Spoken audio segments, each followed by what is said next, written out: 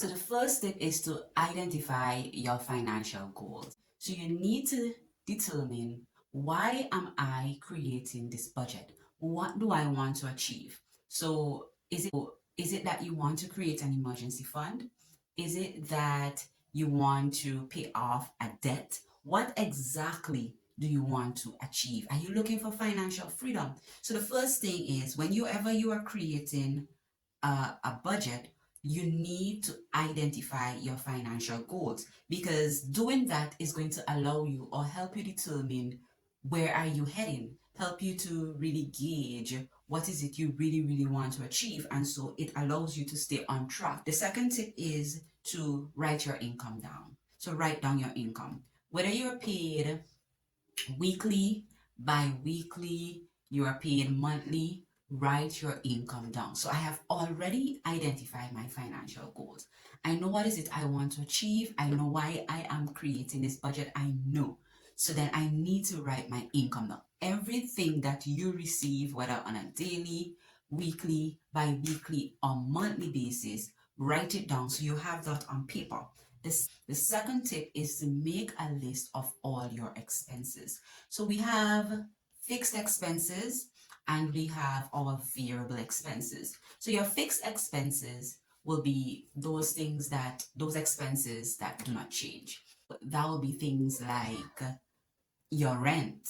It'll be things like your mortgage. It'll be things like probably life insurance. So fixed expenses will be those things that do not change. Then you have your variable expenses, which will be expenses that are very important, but they change throughout. So that will be like your electricity bills, your water bill, probably your fund money, right? These are expenses that change throughout. It's important that you write all your expenses down.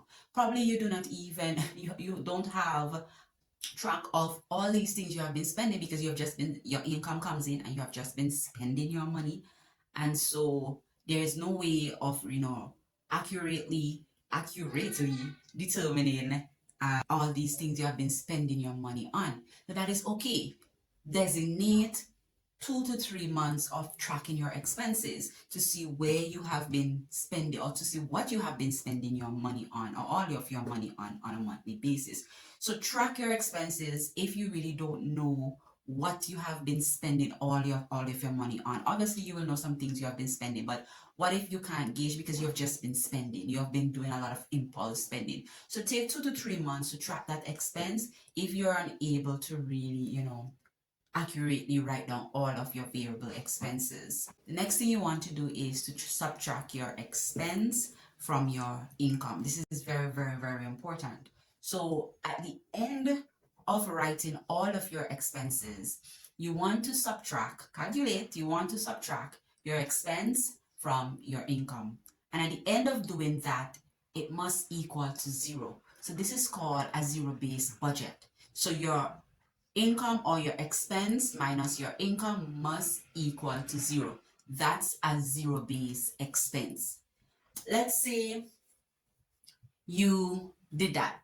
You did all you needed to do. You wrote down all your expenses. You did the calculation. You subtract your expenses from your income, and probably it went over. Let's say your salary is $2,000. So at the end of the month, or at the end of receiving all of your income, it's $2,000.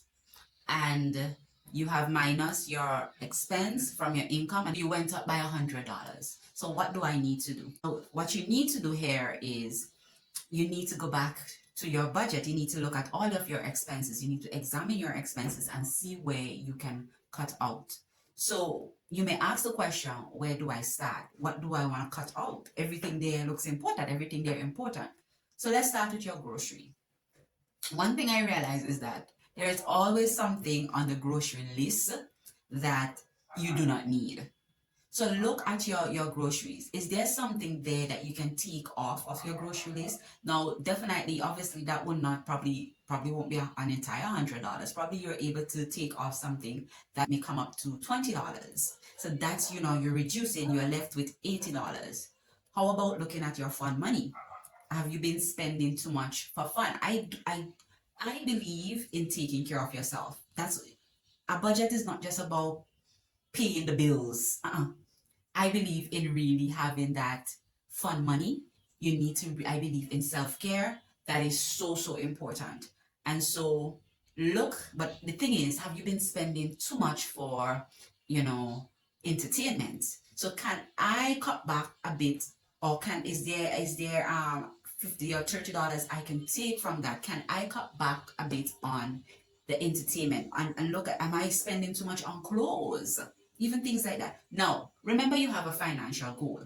And so if clothes, buying a lot of clothes, that's not a part of your financial goal and it's not going to help you to achieve your financial goal, then you can cut back on clothes. So start with looking at your wants. Start with looking at your variable expenses. Just look at your budget and see where you can cut back.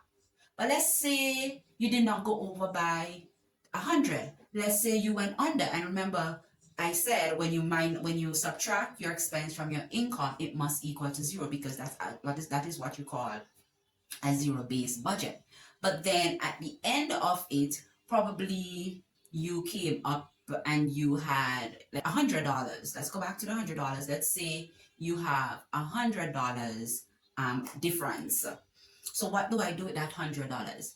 I don't think you shouldn't go squandering it. Just go, let's say you go and I will use that for morning breakfast and go to the coffee shop or get a sandwich or something and use that up. No. Allocate that $100 in your budget. Probably you can put a $20 or $50 and an extra $20 or $50 to your emergency fund. Probably you can do that. Probably now you can add something, an extra $20 to your grocery. Probably you can add it to your sinking fund. So what I'm saying is allocate that extra $100, spread it out in your budget. Allow your budget to equal to zero, that you don't go just spending money on impulse because, oh, I have an extra $100. Oh, let me go and have a time. And then something comes up and that same $100 that you spend, you need it or you wanted it. So at the end of your budget, ensure it equals zero when you subtract your income from your expense from your income. And a very, very important tip is to involve everyone in the process. This is so important. It is not just about you, right? It is not just about you. So involve everyone in the family in this process. Your husband, your wife, the kids, whoever you're living with in the family, involve everyone. Like telling your kids to take off the lights when it's not in use, to take off the top if the water is dripping. Simple things like that can really, really help you to save money. The final tip is to be flexible. Nothing is wrong with making changes along the way. You will find yourself having to make changes along the way, switch around some expenses, take out and put in.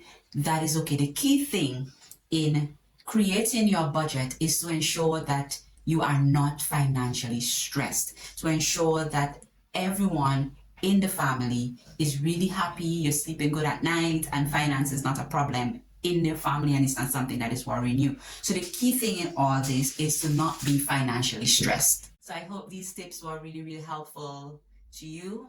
Welcome to my channel. I'm new to the space, trying out things, learning as I go. And so I love to hear your feedback. And if you thought that this video was helpful to you, just click the like button and subscribe. As I go along, I think I'll get it.